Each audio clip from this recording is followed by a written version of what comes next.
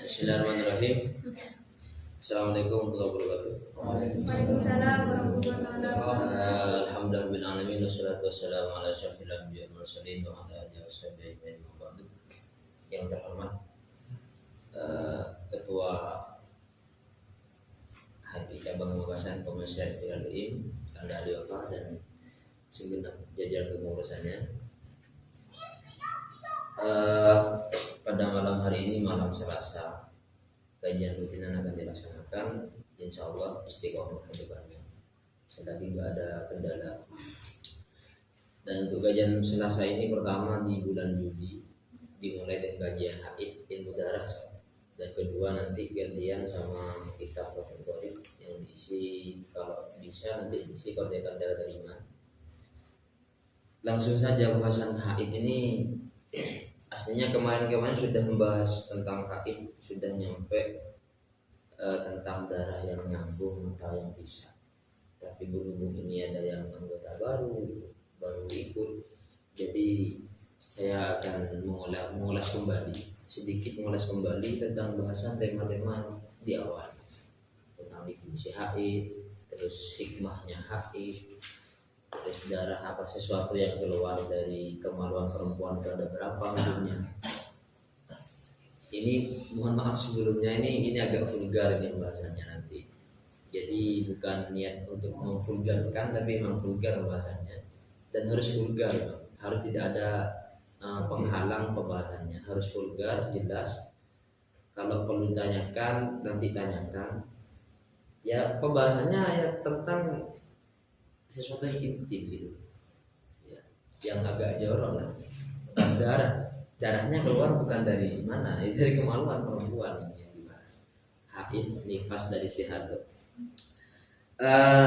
Saya mulai dari muqaddimah ya, dari prolog dari kajian ilmu darah, ilmu haid ini. Prolognya pertama kali orang-orang yang keluar darah itu adalah ya ibunda kita, ibunda Hawa, Sayyidatina Hawa, istrinya Nabi Adam. Ya bapak kita, kebetulan Nabi kita ya, Nabi Adam, Siti Hawa. Jadi Siti Hawa itu yang orang pertama kali haid itu Siti Hawa. Sebabnya kenapa haid? Dulu nggak haid Siti Hawa ini. Sebelum beliau menyicipi buah khuldi di neraka ya, di surga itu, sebelumnya tidak pernah haid. Kenapa haid? Karena dia mencicipi buah khuldi, maka oleh Tuhan, bukan ujian, ini juga nikmat juga ini, dibalas timpal gitu. Karena kamu sudah melukai buah khuldi, maksudnya memetik buah khuldi, maka aku akan menjadikanmu tiap bulan keluar darah.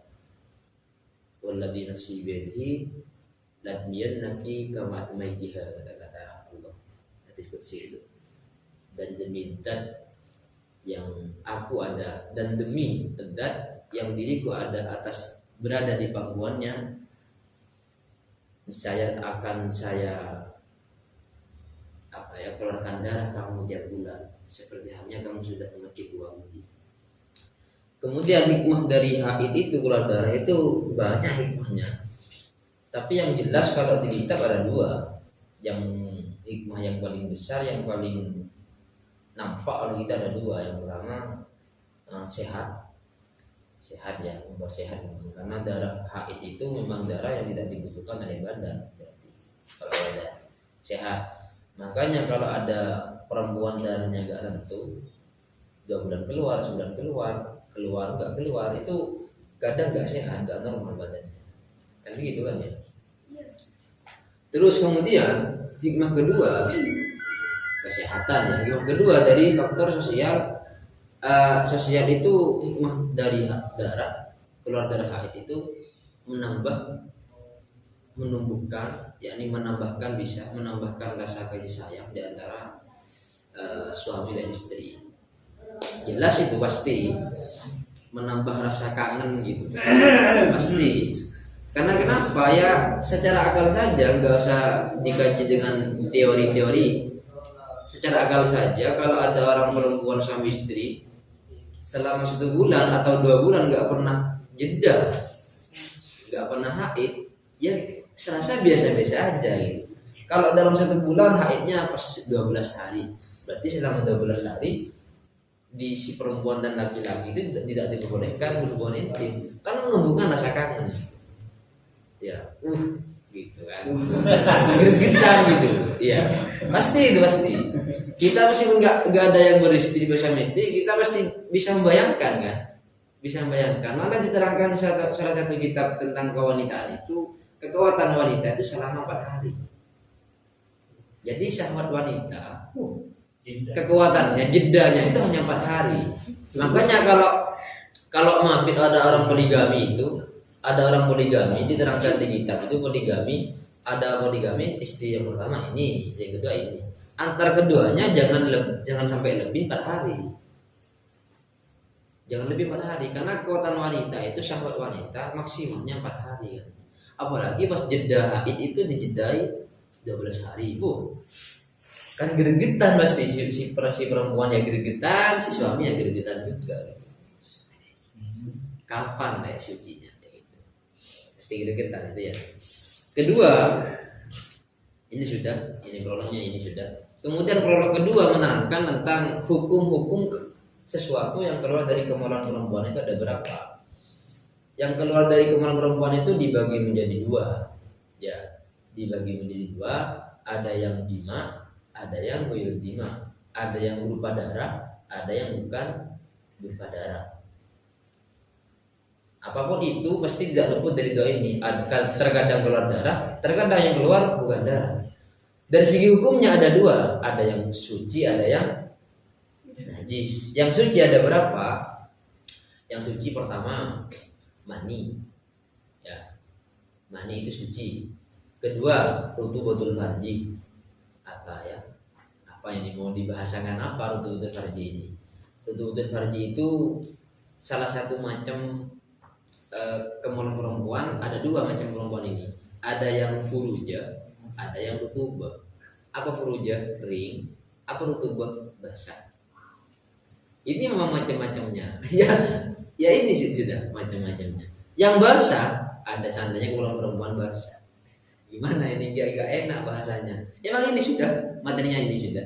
Basah bukan karena kencing, bukan karena darah. Basah alami basahnya.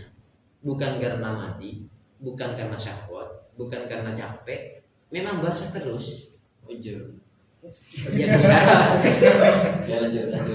Itu suci. Yang pertama sperma, itu sperma memang suci. Sperma itu suci tapi haram dimakan. Bukan gara-gara najis, tapi gara-gara jijik, istingdar, jijik, menjijikkan. Sudah ya, jangan bahas itu, jangan bahas haram dimakan atau tidak. Intinya ya, mani itu sperma itu suci. Kedua, kemaluan yang basah itu suci juga. Bukan karena apa-apa, bukan karena syahwat atau bukan karena haid, tapi basah terus. Kemudian yang ketiga, yang suci itu al-ma'u qabla al-wiladah. Air sebelum melahirkan itu suci. Ya, suci. Kemudian yang najis ada berapa? Yang najis pertama darah, apa darah? Ya, haid, istihadah, nifas itu sudah apa hukumnya? Najis. Kedua, yang najis itu kencing, bukan darah. Kencing itu najis juga. Itu sudah tentang hukum-hukumnya itu. Kemudian yang darah dibagi berapa yang darah? Darah itu dibagi 3. Darah ada yang darah haid, ada yang darah istihadah. Ini gak tulis jawabannya gak tulis. Yang 5 yakni darah ada berapa? 3. 1 haid, haid, kedua nifas,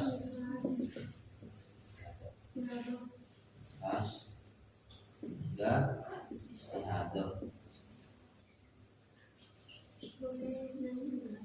Apa haid? Definisi haid? Haid itu adalah kalau di bahasa Arab itu ada mukhariju fi sinil haidi wa sinin faktor ala sabil sihati lali latin bedul jibilati min wari sabil wiladati. Adalah darah yang keluar dari kemaluan perempuan.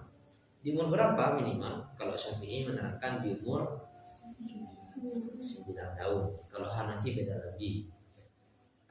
Di Syafi'i minimal 9 tahun hijriah, yakni kalau di kitab hilaliyah yakni hijriah, tahun yang patokannya menggunakan bulan berarti hijriah kan, karena tahun yang menggunakan matahari itu syamsiyah apa masehi. Kalau yang menggunakan bulan adalah hijriah. Makanya patut diperhitungkan juga bagi ibu-ibu nanti kalau ini Yunda ini nanti kalau punya anak catat tanggal hijriahnya anak saya. Kalau perempuan laki-laki catat anak saya lahir di tanggal 2 Dzulhijjah ya. Itu catat karena anak perempuan dan laki-laki juga ada hukumnya nanti ketika patokan balignya. Contoh seandainya si perempuan hijriahnya lupa karena masih sama hijriah lebih banyak mana? Masehi kan? Lebih cepat Masehi. Kadang Masehinya umur 60 ini ada guru saya Buya Korosin Haji hijriahnya umur 63 tapi Masehinya umur 66.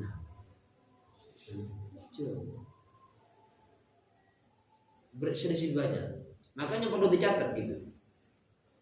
Perempuan nanti di umur 9 hijriah kalau tidak tahu tanggal hijriahnya repot. Pas keluar darah umurnya berapa nggak tahu hijriahnya lupa. Ini kan repot nanti ya.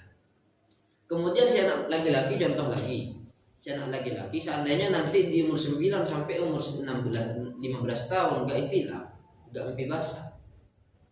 Dan cara menentukan balik itu kan kalau nggak ihtilam mimpi basah umur 15 tahun hijriah. Kalau pas lupa umurnya repot juga nanti. Nggak tahu ibunya nggak tahu. Oh ini seumuran sama itu pohon mangga kan repot nanti. Karena orang kuno gitu. Jadi catat ya 9 tahun atau lebih. Jadi keluar darah itu haid orang perempuan yang bisa haid minimal umur 9 tahun atau lebih.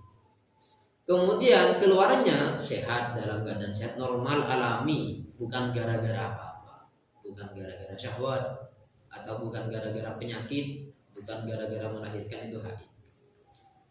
Ya. Sudah ya, darah keluar dari kelamin perempuan, kelamin depan perempuan di umur 9 tahun atau lebih dalam keadaan sehat, bukan keadaan sakit dan bukan gara-gara melahirkan, itu ya haid. Kemudian ada bahasan lagi di umur 9 tahun ini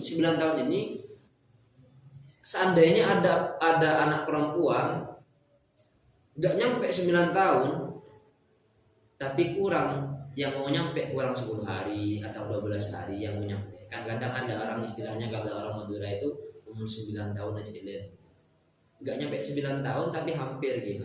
Jadi seandainya ada anak perempuan yang mau umur 9 tahun hijriah kurang 10 hari atau 12 hari, intinya tidak lebih 15 hari kurangnya.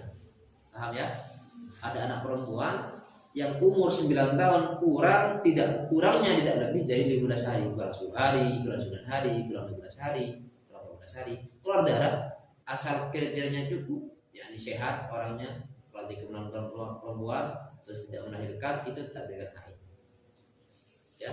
Jadi kurang 9 tahun itu tetap dikatakan haid asal kurangnya tidak lebih 15 hari. Sampai sini paham? Ada pertanyaan? Ini masih teori dasar, definisi dasar. Ini harus paham betul gitu. Paham betul. Tentang definisi paham betul karena berarti bisa disimpulkan ya, tidak kesimpulan berarti syarat haid itu ada berapa? Pertama, keluar dari kemaluan perempuan depan. Kedua, di umur 9 tahun atau lebih. Ketiga, dalam keadaan sehat. Keempat, bukan gara-gara melahirkan. Ini dikatakan syurutul haid. Saya cukupkan dengan bacaan alhamdulillah. Alhamdulillah amin. Semoga bermanfaat, bisa diamalkan, bisa memberi manfaat pada orang sekitar kita, tetangga kita, teman, adik, ibu dan lain sebagainya. Dan mungkin nanti kalau kanda-kanda mau menikah gak keributan ya, tidak ribet ya. Beli kitabnya. Tidak salah kalau itu. Ya, nanti. Alhamdulillah dengan bacaan al-Fatihah.